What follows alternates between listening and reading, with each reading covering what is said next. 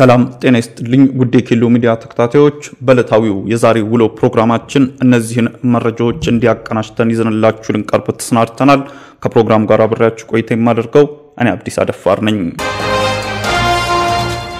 በኢትዮጵያ በከፍተኛ ሁኔታ እያሻቀበ በሚገኘው የኑሮ ውድነት ላይ ህዝቦች ምሬታቸውንና አስተያየታቸውን እየገለጹ ይገኛሉ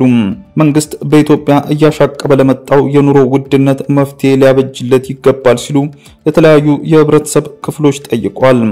የኑሮ ውድነቱ በተለይ ዝቅተኛ የኑሮ ደረጃ ባላቸው ሰዎች ላይ ይበልጥ ፈተና መሆኑን አንዳንድ አስተያየት ሰጪዎች ተናግረዋል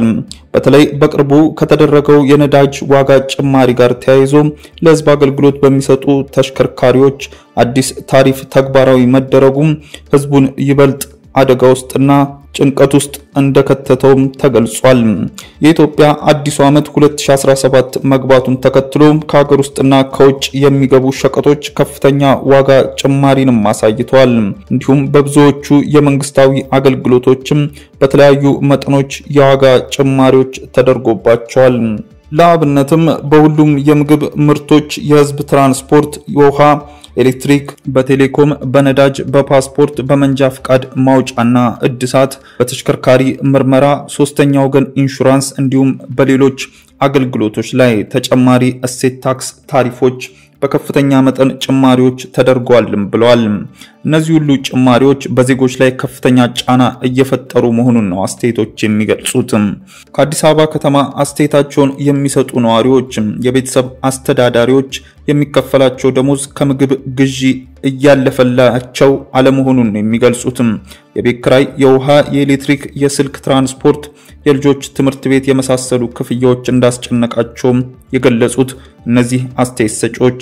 የሚከፈላቸው ደሞዝ ወራዊ ወጪ እንኳን ሊሸፍንላቸው እንዳልቻለም ይናገራሉ በመካከለኛ የኑሮ ደረጃ ላይ የነበሩ የከተማው ነዋሪዎች አሁን ላይ በኑሮ ውድነቱ ምክንያት ቤተሰቦቻቸውን እንኳን በአግባቡ ማስተዳደር እንደተሳናቸው ይገልጻሉ መንግስት በቀባው ቃል መሰረት የኑሮ ውድነቱን የሚያቃልሉ ተግባራት ላይ በፍጥነት መስራት ይኖርበታል ያሉት አስተያየት ሰጪዎች የካልሆነ ችግሩ ከፍቶ በርካታ ዜጎች የማይወጡበት ድህነት ውስጥ ሊገቡ ይችላሉ ይላሉ አላሙዲ ለብልጽግና ፓርቲና ሌሎች የተሰጠ 852 ሚሊዮን ብር አቶ አብነት ይመልስልኝ ማለታቸው ተሰማ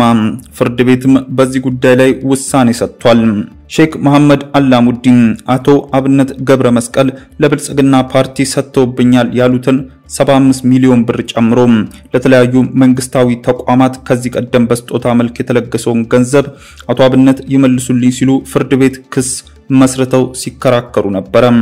ክሱን ሲመለከት የቆየው ፍርድ ቤት ከፍተኛው ፍርድ ቤት ጥቅምት 5 ቀን በዋለው ችሎት አቶ አብነት 852 ሚሊዮን ብር ከነወለዱ እንዲከፍሉ ውሳኔ መስጠቱን ዋዜማ ሰምቻለሁ ብላ ዘገባን አውጥታለች ሼክ መሐመድ አሊ አላሙዲ የናሽናል ኦይል ኢትዮጵያ ኩባንያ ላይ በ2004 እስከ 2013 ዓ.ም ድረስ ከነበራቸው 70% የአክሲዮን ድርሻ ከ850 ሚሊዮን ብር በላይ የሚሆነውን ተወካያቸው በነበሩት አቶ አብነት ገብረ መስቀል የባንክ ሂሳብ ላይ ገቢ ሲደረግ ነበር ይላል የፍርድ ቤት ሰነድ ሲያመላክትም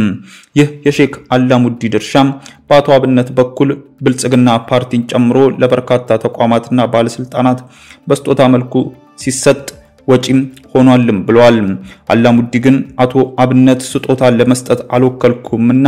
ገንዘቡን መልስልኝ ሲሉ ክስ መስርተው ሲከራከሩ ነበር ዋዜማ ተመለከትኩት ባለችው የክስ መዝገብ እንደሚገልጸው የናሽናል ኦይል ኢትዮጵያ ኩባንያ ከ2004 እስከ 2013 ድረስ ካተረፈው ትርፍ ላይ ለአላሙዲ ደርሳቸዋል ተብሎ በኩባንያው ከተረጋገጠው አጠቃላይ ትርፍ ድርሻ ውስጥም በአቶ አብነት የባንክ ሂሳብ 852 ሚሊዮን ብር ገቢ ተደርጓል ተብሏል ሰነዱ እንደሚገልጸው ከዚህ ገንዘብ ውስጥ ከ582 ሚሊዮን ብር በላይ የመንግስት ተቋማትን ጨምሮ ለመንግስት ባለስልጣናት በሼክ አላሙዲ ፍቃደኝነት ከአቶ አብነት የባንክ ሂሳብ ተከፍሏል። ከዚህ የብር መጠን ውስጥም ለብልጽግና ፓርቲ 75 ሚሊዮን ብር መከፈሉን የሚጠቅሰው ይህ የፍርድ ቤት ሰነድ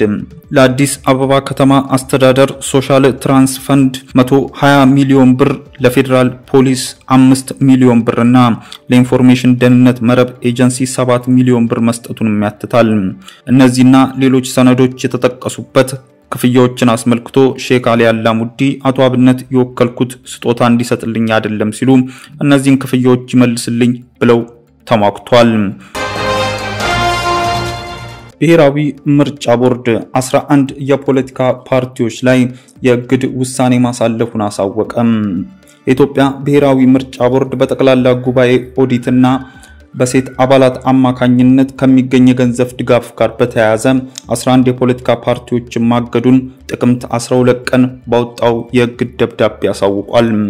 የእግድ ውሳኔው ከተሰጠባቸው ፓርቲዎች መካከል የወላይታ ብሔራዊ ንቅናቄ፣ የኦሮሞ ነጻነት ንቅናቄ፣ አንድ ኢትዮጵያ ዲሞክራሲያዊ ፓርቲ፣ የጌዲዮ ህዝብ ዲሞክራሲያዊ ድርጅት፣ የሐረሪ ዲሞክራሲያዊ ድርጅት፣ የገዳ ስርዓት ለኦሮሞ ነጻነት ፓርቲ፣ አዲስ ትውልድ ፓርቲ ይገኙበታል። በፓርቲዎቹ ላይ የተሰጠው የእግድ ውሳኔ ቦርዱ የተለየ ውሳኔ እስከሚሰጥ ድረስ ለጊዜው ፓርቲዎቹን ከማናቸው ህጋዊ እንቅስቃሴ ታቅበው እንዲቆዩ የሚያደርግ ነው ተብሏል። ቦርዱ በደብዳቤው ለኢትዮጵያ ፖለቲካ ፓርቲዎች የጋራ ምክር ቤት እንዳስታወቀው የሰጠውን የእግድ ውሳኔ እስከሚያነሳ ድረስ በማናቸውም የጋራ ምክር ቤት በሚያዘጋጃቸው ጉባኤዎች ላይ ሊገኙ እንዲሁም ሊመርጡም ወይም በተለያዩ ኮሚቴ አባልነት ሊያገለግሉ አይችሉም ብሏል። የጋራ ምክር ቤቱ የእግድ ውሳኔ የተላለፈባቸውን ፓርቲዎች ከማናቸውም የምክር ቤቱ ስራዎችም ሆነ እንቅስቃሴዎች እንዳይካፈሉ ተገቢውን ሁሉ እንዲደረግ ቦርዱ አሳስቧል። ውድ ተመልካቾቻችን በዕለታዊው የዛሬ ውሎ ፕሮግራማችን ይዘንላችሁ የቀረብናቸው ዋና መረጃዎች እነዚህ ነበሩ። ከፕሮግራም ጋር አብሬያችሁ ቆይታ ያደረኩት እኔ አብዲስ አደፋር ነበርኩ። ከሌሎች የኬሎ ሚዲያ ፕሮግራሞች ጋር መልካም ቆይታ